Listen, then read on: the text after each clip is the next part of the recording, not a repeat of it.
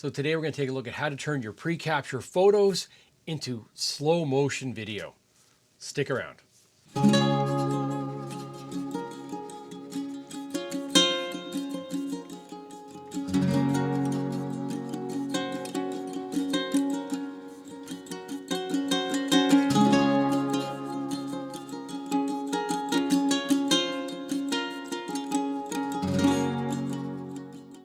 Hey everybody, welcome back to the channel. Stu Clark. So this is a follow-up to the previous video. We talked about utilizing the pre-capture photo mode and using those high frame rate photos and turning them into slow motion video. So today we're going to do a quick walkthrough on how to set that all up and do that through Davinci Resolve. So the first issue we're going to run into is getting the photos sorted correctly in Davinci Resolve. There is some issues there.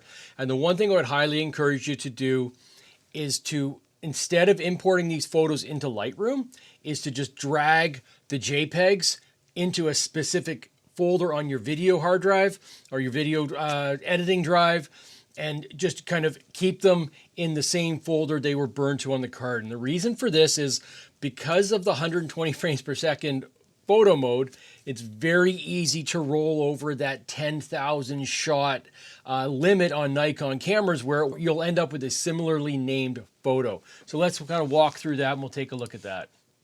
So one of the things you'll notice when you start shooting in JPEGs, especially if you're shooting raw and video at the same time throughout the day, you'll end up with multiple folders on your CF Express card or SD card.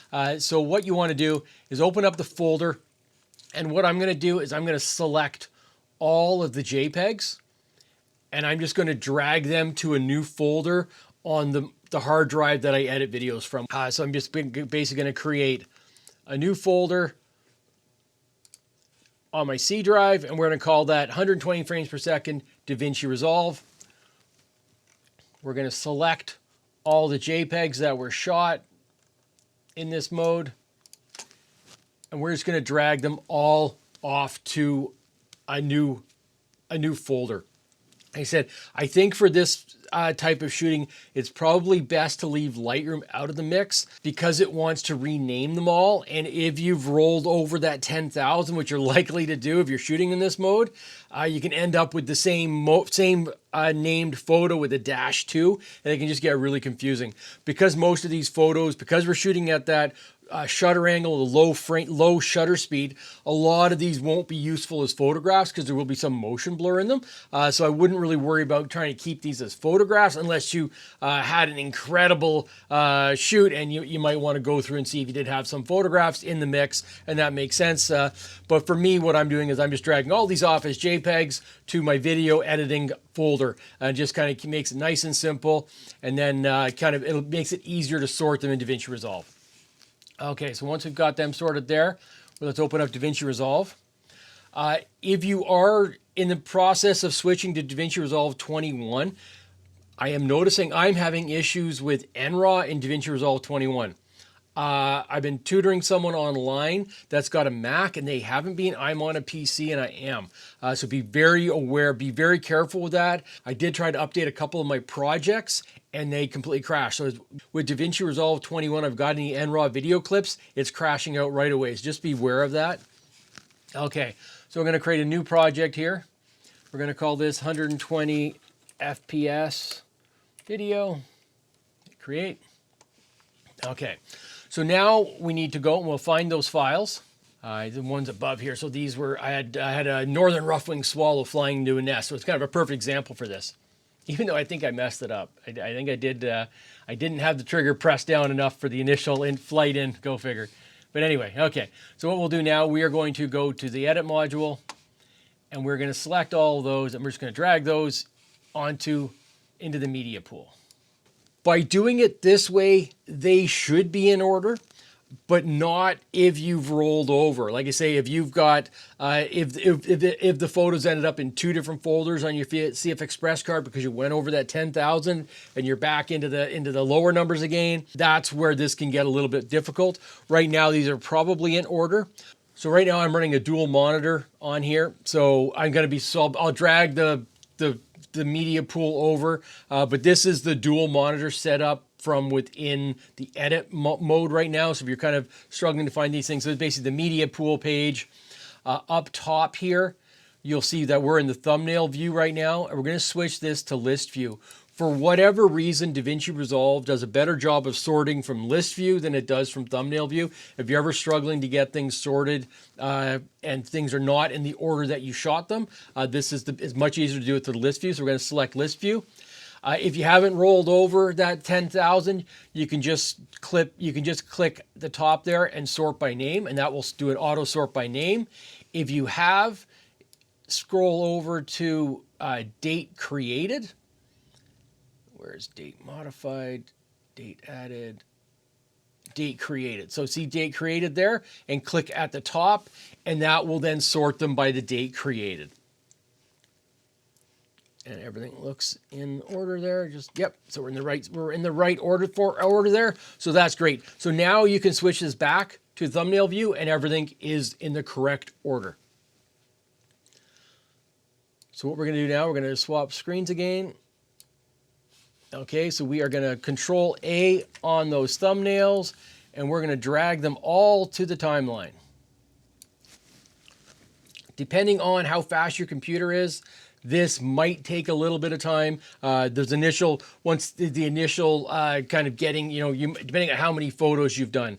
If you've got multiple bursts in a row and you're dragging them all onto the same timeline, you might have 5,000 photos. That'll take a little bit of processing time just to get that all into Davinci Resolve and then kind of compiled as well. Okay, so now we've got all these clips in Davinci Resolve.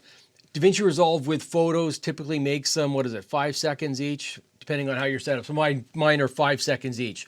So this is where the trick comes in. So we're going to switch to the cut page. So we're going to switch to the cut page. Now the cut page, you can see this is all of these photos all stacked together up here. So we're going to click on that one there. We're going to hit Control A. Now anywhere on this line up here, we're going to right click and see the change clip duration. We're going to click on frames, and we're going to change it from 120 to 1. And this is basically making so that each one of these photos will now only take up 1 frame of the video. We're going to hit change. This is probably the longest thing to take depending on how many photos you have in there. Like I said, if you've got 7,000, 5,000 photos in there, it's going to take a few minutes. You can see it's fairly quick right now. I definitely want to make sure with anytime you're working in Davinci Resolve, you may want to make sure Photoshop is closed and Lightroom ideally. Photoshop especially, because Photoshop is one where if you've got a bunch of things open with Photoshop, it will take up a chunk of your RAM. Lightroom does also, but Photoshop can often take more. So just be aware if you've got Photoshop open, I'd close it down before doing this. Great, so we can go back to the edit page now. So now these, what was it? How many images was it? I think it was 5,000. How many photos did we have in this stack here? So we got 900, so it's almost 1,000 photos are what we're dealing with right now. So if I just hit play, it's in slow motion. Oh, did you see that? Something's out of luck. So we've got one issue going on here. So, okay, let's have a look here. What's happening?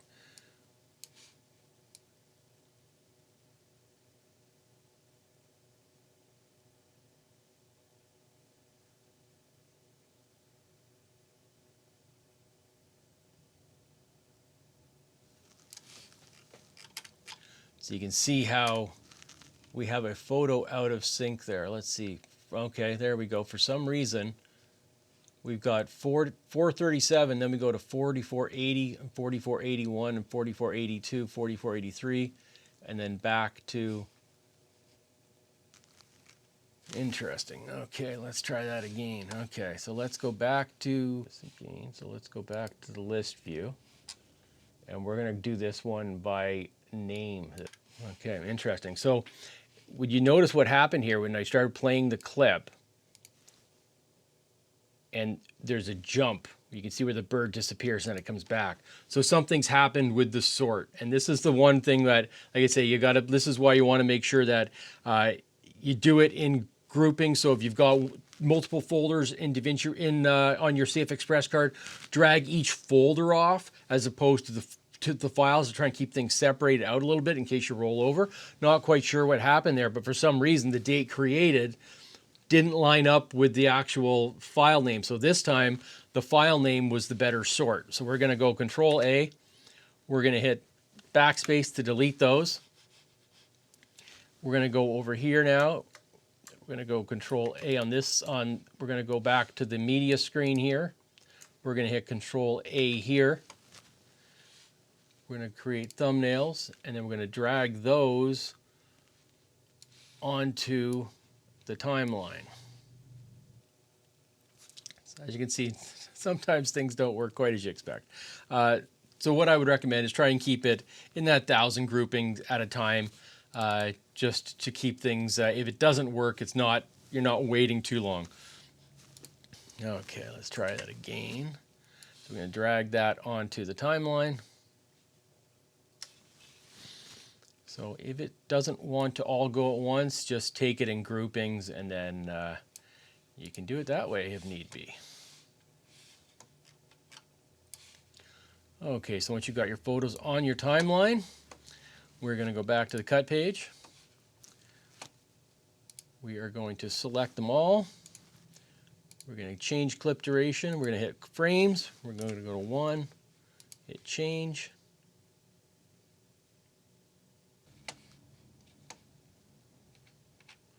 Okay, so now we're back on the edit page now. So we should hit play and everything should be in order now. So getting that sort correct can be a little bit of a guessing game of whether you use created or name. If you've got it where you have rolled over, you might have to do from 9,000 to 9,999 in one group, and then do from 0 to 5,000 in another group, and then just put them after, kind of join them together that way if need be. Okay, so now we've got the files in. So what's happening now? This timeline right now is 24 frames per second timeline. So if you look at project settings, I'm shooting at 23.976. For this, it probably should be 24. It probably should be an even number because it's not actual video. But whether you see it or not, I don't know if you will. It's such a minuscule thing, so it seems to look just fine. And again, this is special case, quick mode for kind of getting some video. This is not the way to get the top quality video.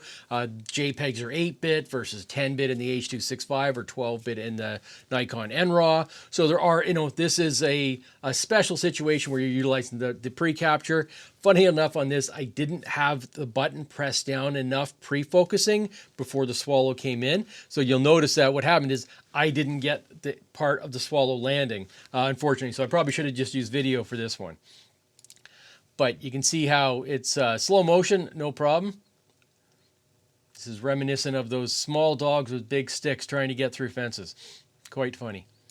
Okay, so what you'll notice now is that you've got black bars on each side because the aspect ratio of the photography is different than videography. So what you want to do is hit Control A, make sure all the photos are synced up below there, and we're going to go up to the inspector panel. We're going to change this to 1.2.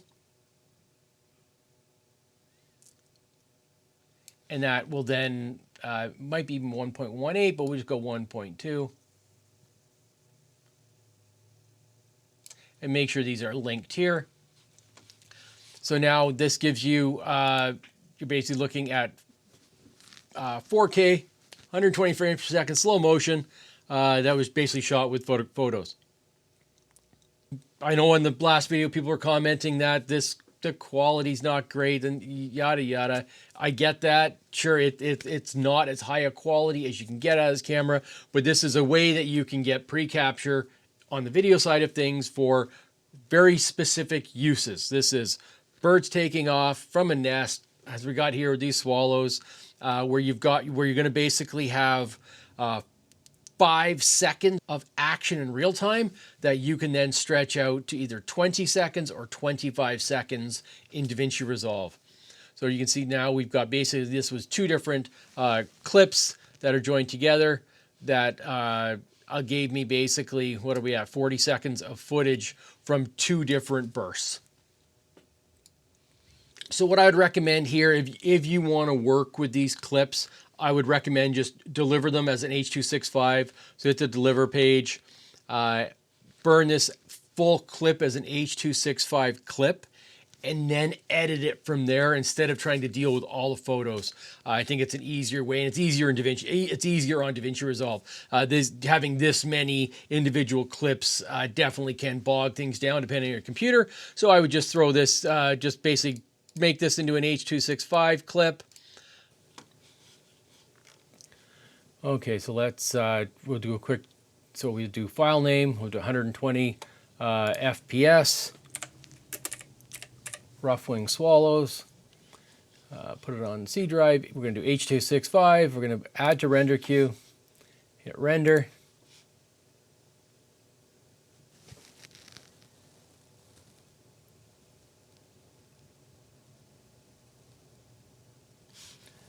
Okay, now we'll grab that file from the folder and we'll drag that onto the timeline there. So now we have a fully rendered clip. There won't be any audio, so you can probably just scrub the audio side of this on link. Just get rid of that. And now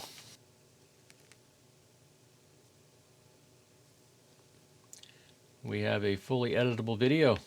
So we can just, once the swallow disappears there, we can put a razor cut in there, clip that part out, and now we've got a nice clean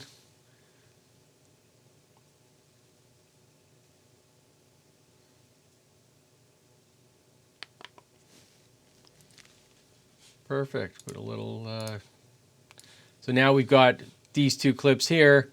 Really nice, easy 2 video clips of the swallow coming in and out of her nest.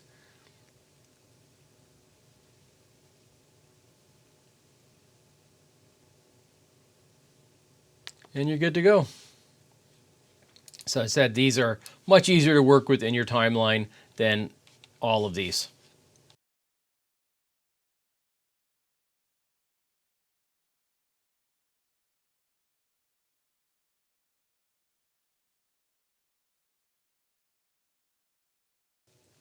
But yeah, that's kind of a quick and easy how to make your high frame rate photos into a slow motion video clip in Davinci Resolve.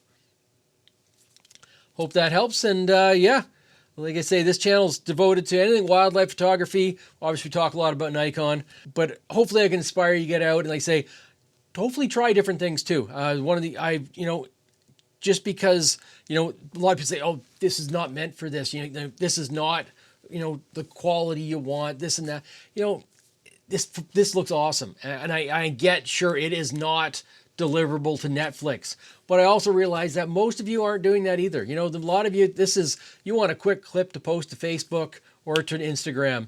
And this is a really cool way to do that. It'll look amazing on there. And, you don't have to always shoot everything at the absolute top quality, highest bit rate.